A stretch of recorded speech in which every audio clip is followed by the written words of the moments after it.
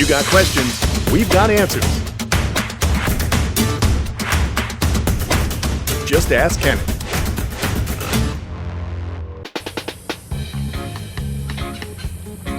Hey, what's going on, everybody? We got another Ask Kamp Kenan question today, and I'm hanging out with my buddy Colin because it's sort of involving him, or rather more members of his family.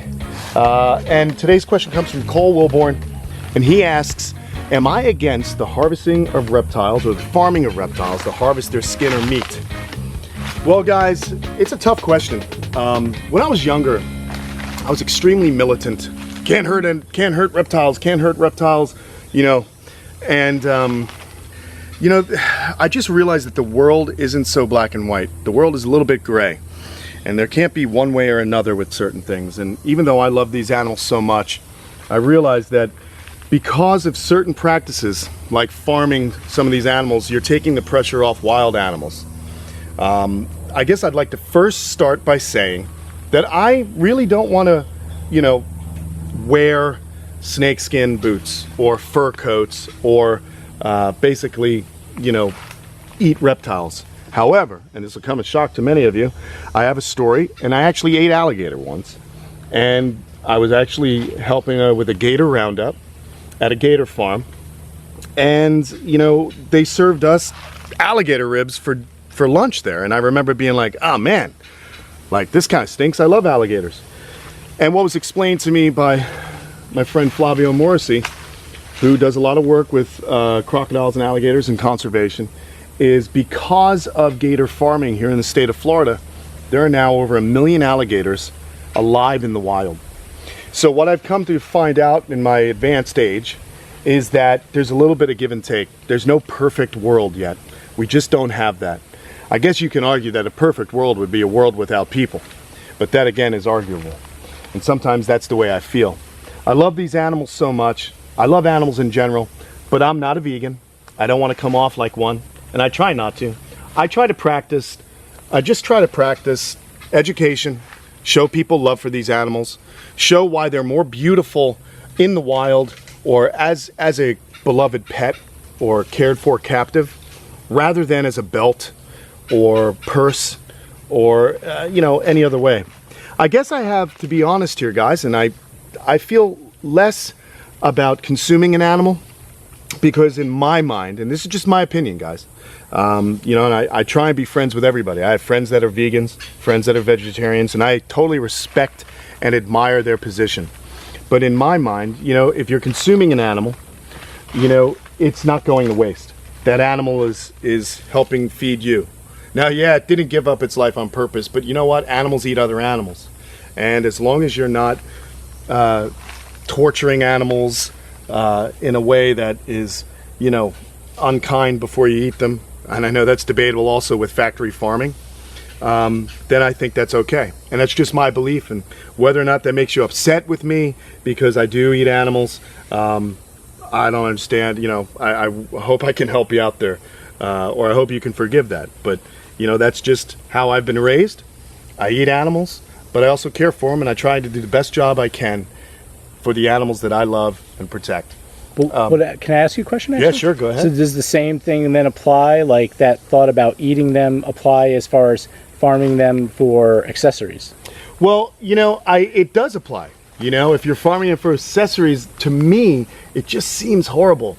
I don't really think in this day and age, you know, we need to wear them. I think their skin is better on them. But that being said, if you're farming them, you're not using wild animals, and you know, they therefore can't, you know, which cannot, you know, sustain that kind of trade. I guess my hope is that using animals for fashion just goes the way of the dinosaur, so to speak. I'd rather that become extinct rather than the animals themselves. The eating thing is going to be a lot harder to change people's minds about, you know, and that's not my fight, to be perfectly honest. There are others that are more educated and can speak about that, and I applaud them if that's how they want to live. You know, my thought is I don't need endangered animals. I don't need animals that, you know, are harvested from the wild, although they're probably healthier these days. I like to eat free-range foods, so the animal hopefully had a decent life before it was consumed. Again, all animals, all life consumes other life. Plants actually have defense mechanisms to keep them from being eaten. Are we actually harming plants? Life consumes other life. So it's one of those things here. We don't live in a perfect world, or one that we believe is perfect, or maybe it is perfect and human beings complicate things. I just don't know. These are philosophical questions. I love talking about them.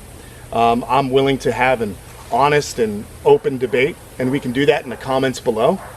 But I know that there are some contradictions, but life is filled with contradictions.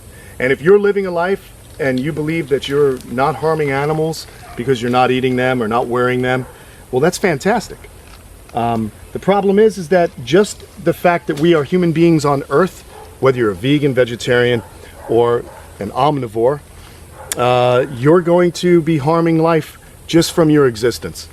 The only real way is if human beings go extinct, and I'm not rooting for that. So I think that we just need to learn how to give animals the best chance at survival in what little wild is left. Again, to reiterate, I personally, try not, I don't wear, crocodile skin or anything like that. Just not what I'm into. But I do wear leather boots. So what am I? A hypocrite. There are animals I like, and I try and protect those animals. There are people that go to another extreme and protect all animals. There are people that just don't care. So I guess I'm kind of in the middle. I'm trying to walk that middle ground, and I'm trying to reach as many people as possible and just get them to see that these animals belong on Earth. They're beautiful.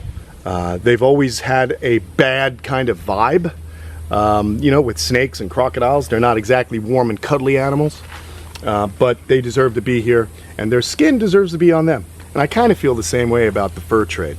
We just don't need fur anymore. We did, but nowadays there are other options. The only reason you get a fur coat is because it's a status. You don't need it to be warm. It's just a status. So I think killing something so you can have status is kind of messed up. I do draw the line though. If something dies to nourish you, then I think that's different. And I know there's going to be a lot of comments below. And I applaud those comments and I welcome those comments. This is just how I choose to live my life. It's a very complex question, but it's how I live my life. How do you live yours? Let me know below. And try and keep it civil, people. Because the best part about this is we can have civil conversations. I think people get very passionate. I don't believe there's one right way, but I'm open to listening to all kinds of suggestions. I'm just trying to show that I love these animals, and these are the animals that I've chosen to try and protect, and there are other people out there who've chosen to protect others. That's it. All right, Colin, he's going to shed here soon, so I'm going to get him back in and let him relax. But like I said, they're more fun live. Hey, here's a thought. I wouldn't be opposed to using an animal's skin after it's already dead. No problem there. As long as they had a nice life. Who knows, guys? Maybe human beings are still evolving. Maybe we're still archaic. Maybe we're still growing and learning how to kind of live on Earth with everyone else on the planet as well, all the other inhabitants. Or maybe we are just here to bring forth another extinction like the asteroid that kind of got rid of the dinosaurs. Maybe we're nature's way of starting over again. I don't know. Like I said, philosophical differences, philosophical choices and questions that smarter people than me haven't been able to figure out. So I'm just trying to answer a question best I can. This has been a long, rambling Ask Kamp Kenan. But I know one thing. It's going to get people talking. That's not necessarily what I was out for. But go ahead and talk to me, folks. Let me know what you guys think. And we'll see you again on another episode of Kamp Kenan. Talk to you later.